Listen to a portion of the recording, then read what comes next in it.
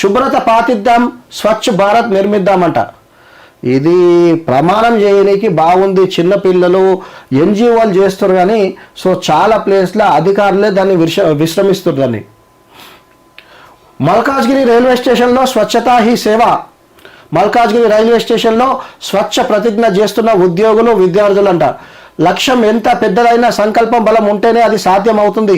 పరిసరాల శుభ్రతకు పాటుపడడంతో పాటు స్వచ్ఛ భారత్ లక్ష్యాన్ని సాధించాలన్న ప్రధాని నరేంద్ర మోడీ సందేశంతో ఎస్ఆర్ రైల్వే ఉద్యోగులు కదిలారు. వీరికి స్థానిక కాలనీ వాసులు, suburban train and bus traveller సంఘం సభ్యులు, విద్యార్థులు సహకరించారు. స్వచ్ఛ భారత్ స్వచ్ఛతా హీ సేవ నినాదంతో శుక్రవారం మల్కాజ్గిరి రైల్వే స్టేషన్లో స్వచ్ఛ భారత్ కార్యక్రమాన్ని నిర్వహించారు. ఈ సందర్భంగా స్టేషన్ పరిసరాల్లో పేరుకుపోయిన చెత్త చెదారాన్ని సమిష్టిగా తొలగించారు. అంతకుముందు ప్రతి ఒక్కరు స్వచ్ఛ భారత్లో భాగస్వాములు కావాలని, పరిసరాల శుభ్రతను కాపాడాలని స్థానికులకు, విద్యార్థులకు అవగాహన కల్పిస్తూ ప్రతిజ్ఞ చేయడంతో పాటు స్టేషన్ పరిసరాల్లో ప్రదర్శన, మానవహారం నిర్వహించారు. కళాకారులు ప్రదర్శన స్వచ్ఛ నాటిక ఆకట్టుకుంది. కార్యక్రమంలో senior DPO Sudheer Kumar, chief welfare అధికారి డేవిడ్ రాజ్, వినోద్, రజని, డిఆర్యుసిసి సభ్యుడు నూర్.